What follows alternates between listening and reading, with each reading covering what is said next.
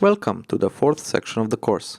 In the previous section, we took a look at how to decompose an existing monolith application into microservices and reviewed why stateless microservices are crucial to a highly available and scalable architecture.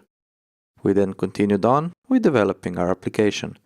First, we finished our customer's microservice by replacing JDBC database access with GPA. We then moved on and built a second orders microservice with Drop Wizard. Additionally, we learned how to monitor it, integrate it with other microservices and monoliths, implemented integrated SSO security, and created automatic tests for it. In this section, we'll begin by taking a look at an alternative ecosystem to Java EE, Spring and Spring Boot. We'll go over what it is, what it contains, and why it's relevant to our course. We'll get introduced to Spring Boot and what role it plays in the Spring ecosystem. Afterwards, we'll explore the differences and similarities between it and Java EE, as well as how we can integrate both of the environments together. We'll continue on with building our third and last payments microservice using Spring Boot. To explore the integration between Spring and Java EE, we'll implement a REST API in both the standard JAX-RS and Spring MVC REST. To finish off the section, we'll complete our second orders microservice and finish our application's create and complete orders flow. This is the first video of the fourth section, Introduction to Spring and Spring Boot. In this video, we will take a more detailed look at the Spring and the Spring Boot ecosystem as it stands on its own. In addition, we'll also take a look at using Spring in the cloud. We'll begin with explaining what the Spring framework actually is. To put it short, Spring is an application developer framework ran by Pivotal, specializing in creating enterprise Java applications. In the last few years, however, with the introduction of microservices, Spring has also become more lightweight and also more suitable for other kinds of applications. It is a single framework for developing multiple kinds of applications, from simple REST or SOAP services, all the way to complex server-side MVC apps that use multiple databases, queues, integrations, batch jobs, and so on. It is all well integrated into the Spring's core module, as we'll see later. It's built on top of the Servlet API, and as such, works with all major application servers, even with those who do not support the full or even the web profile of Java EE, like Tomcat, Jetty, or Undertow. And of course, a very important fact in this day and age, it's completely open source, so we don't have any limits on its usage. Let's explore how the Spring framework is designed to help us build our applications. The very core and the most important part of the Spring framework is its dependency injection framework, called the IOC or Inversion of Control container. Typically, you'll hear both the terms dependency injection and inversion of control used interchangeably. Dependency injection is a form of inversion of control, where it's defined that implementations are passed to an object through injections or similar mechanisms. So typically, when we talk about this, we mean dependency injection, although inversion of control is also technically a correct term. The IOC container is the part that connects, holds, and glues together all the various components of the Spring framework to make it work together.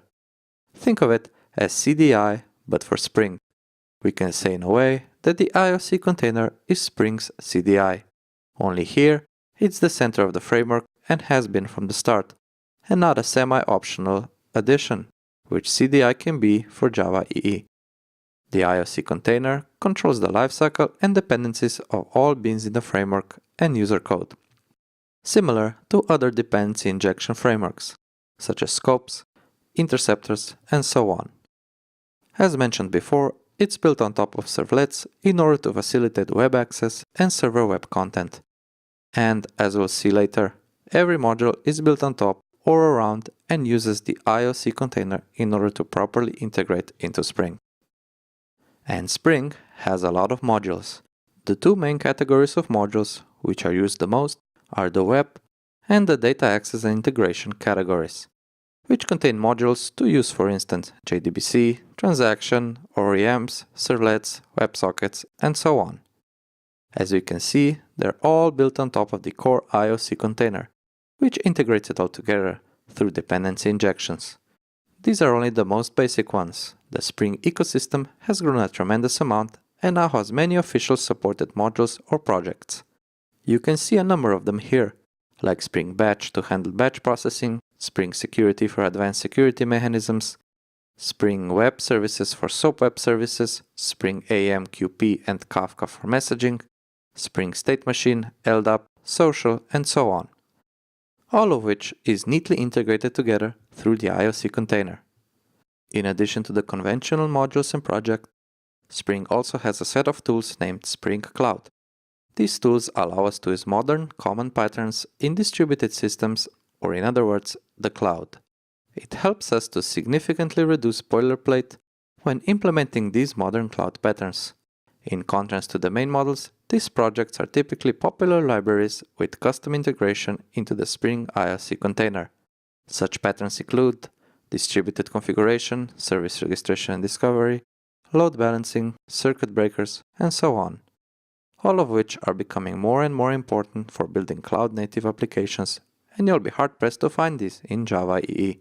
You can see a few examples of the tools here, from support for the common tools that Netflix uses in their environment, like Zool, Hystrix, and so on, to support for actual cloud environments like AWS and Cloud Foundry.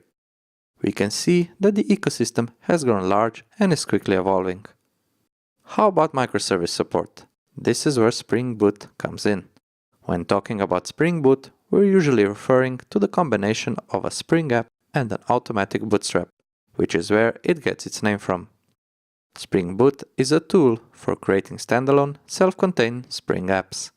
Typically, before, we still needed to deploy them on an application server, which is not what you want in a microservice architecture.